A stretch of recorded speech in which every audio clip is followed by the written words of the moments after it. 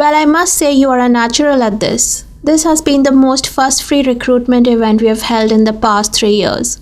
Rahim praises Dev as the band members sit across from each other at the round table in the music room, finalizing the new club members. Thanks, sir. Although I was just the organizer, you guys had to do the hard part of selecting the right people. Don't be so humble, man. You really made this process such a smooth ride. I am only saying this because Aish isn't here, but you are so much better than her. Ha ha ha ha. Arav snickers as he hands over the final candidates list to Dev. Best believe Aish will know about this at the bar tonight, Rohan says jokingly to Arav as he smirks at Dev. Dev also raises his eyebrows and smiles back at Rohan. After spending almost 10 days meeting with each other every day, Dev has become quite comfortable with the three boys. He spends every evening in the music room doing his studies and also working on organizing the recruitment event, while Rohan, Arav and Rahim work on new songs for their upcoming inter-college festival. Spending so much time with them, Dev realizes that the boys are actually quite easygoing and friendly. All three of them made an effort to make Dev feel included in the group, and surprisingly, none of them treated Dev as a junior or pushed their seniority over him. Dev also loves listening to Rohan's captivating voice, and every day he looks forward to going to the music room and hearing him sing. He pretends to be deeply engrossed in his work, but in truth, most of the time he's just there to let Rohan's mesmerizing voice take away all of the day's tiredness and frustration and give him comfort.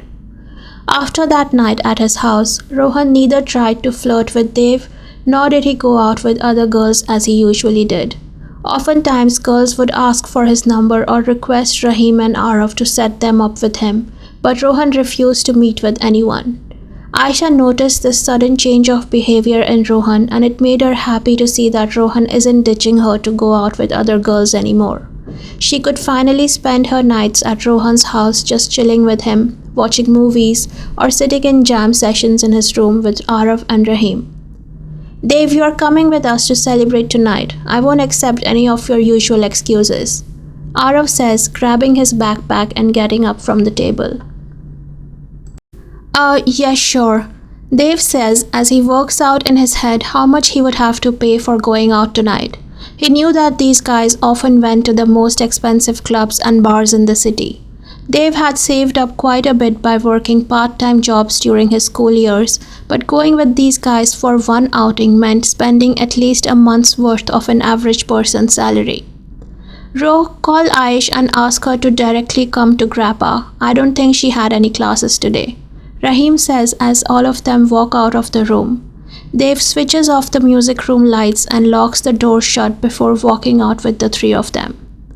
Dev, have you got your car, or do you want us to drive you there? Rahim asked Dev at the parking lot.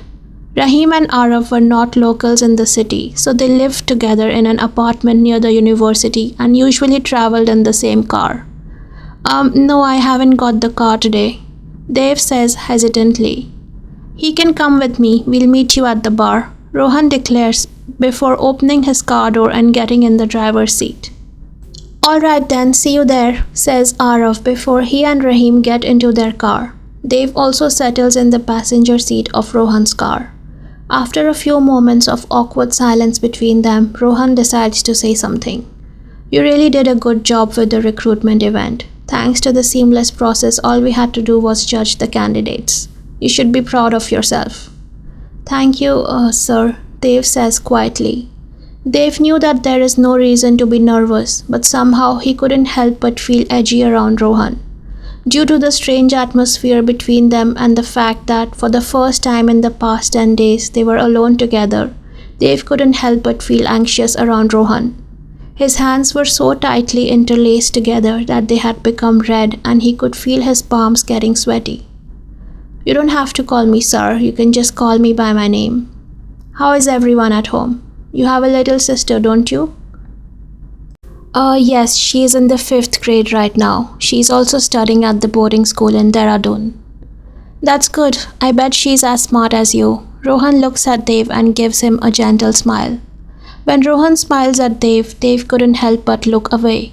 For some reason, he found it impossible to look at Rohan without blushing hard and revealing the fact that he's nervous around him. Dave looks outside the car window while saying, "She's way smarter than me." Why are you blushing though? Rohan looks at Dave and smiles cheekily at him. What? I'm not blushing. Why would you say that I am? Dave defends himself in a high-pitched voice, making his case even worse. Look at your face. You're burning up. Rohan brings the back of his hand toward Dave's face and gently touches his cheek. Why is it so hot? It is because it's the summer and I'm hot, not because I'm blushing. What's wrong with you? Dave fumbles with his words as his heart literally feels as if it would explode out of his chest and reveal itself in front of Rohan. The AC is cranked up so high that I'm almost freezing. How are you still hot then? Rohan keeps teasing Dave despite knowing that he's clearly blushing. Dave doesn't reply to Rohan and keeps looking outside the window. At this moment, it is clear to both Rohan and Dave that there is something strange between them. Arav and Rahim reach the bar at the same time as Rohan and Dave. They ring Aisha, who says that she's already inside and has secured a booth for them. As soon as they reach the booth, Aisha gestures for Rohan to come and sit beside her. Rohan initially wanted to sit beside Dave, but when Aisha asks him to sit beside her, he couldn't refuse and goes inside the booth to sit near her. Dave and Rohan are sitting across from each other while Arav, Rahim and Aisha are sitting inside the semicircle booth. So Dave, since it's your first successful... Arav was interrupted by Rohan before he could finish his sentence. Drinks are on me tonight, guys, so have as much fun as you want. What? I was just about to ask the junior to treat us for his first successful stint as our band manager, Arav says begrudgingly. I'm happy to... Rohan interrupts Dave. Well, there is always next time. Today it's my treat. Rohan smiles at Dave and raises his eyebrows mischievously at Arav. Dave breathes a sigh of relief knowing that he won't have to spend his entire life savings on a night out and couldn't help but feel grateful to Rohan for his declaration. Dave finds himself sneaking glances at Rohan while Rohan talks to Aisha and the two boys. Has he always been this handsome? He's so ridiculously tall, always towering over me. I hate that I have to look up when I talk to him, and I hate that he looks down at me like I'm a child or something. Can Aisha smell the cologne he's wearing? He was smelling so good in the car, I was actually losing my mind. Why does he always have a stubble? I really want to shave him once. What the hell am I thinking? Dave was lost in his thoughts when he's suddenly poked by Arav, who is sitting next to him. Where is your head at? What? I just asked you something and it seems like you were lost somewhere in your own world. No, I wasn't. I was just thinking about where my phone is because I couldn't find it earlier. It's literally on the table right in front of you, Arav says, pointing his finger toward Dave's phone that was on the table in front of him. Oh right, here it is, Dave says as he raises his head involuntarily to look ahead in front of him. Rohan is smirking at Dave as if he knows what's going on in his head. Dave immediately averts his gaze somewhere else. Anyway, forget all that. Ro, you've got to tell us, man, what the hell has been happening with you for so many days. Rahim and I have been getting hounded by girls left, right and center to set you up with them. You need to take out at least one or two of them because it is hurting our reputation, you know. Rohan couldn't help but laugh out loud at the ridiculousness of Arav's statement and replies jokingly, I'm taking a break, tell them all to stand by in a queue. Rahim and Rohan clink their glasses together and smirk at each other, amused by Arav's statement. You guys should actually stop playing with women and get your act together. And Arav, stop putting ludicrous ideas in Rohan's head. Isn't it good that he has decided to wait for the right person and is not going around giving false hopes to girls like you guys? Yes, it's really good, and it's even better for you, Aish, because now you can shoot your shot, you know. Rahim says, winking at Aisha. Shut the fuck up, idiot. Aisha hits Rahim on his shoulder, feeling shy and agitated. Hey, stop teasing her. Rohan laughs gently and rubs Aisha's shoulder, comforting her. Dave couldn't help but feel uncomfortable in this whole situation.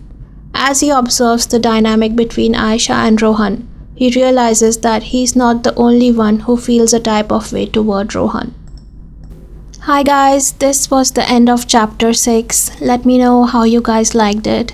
I'm really sorry for updating this chapter later than usual. I had some things going on at the personal front, but nonetheless, I still hope that you enjoyed this chapter, and chapter 7 will come next week. Thank you guys. Bye. Love you.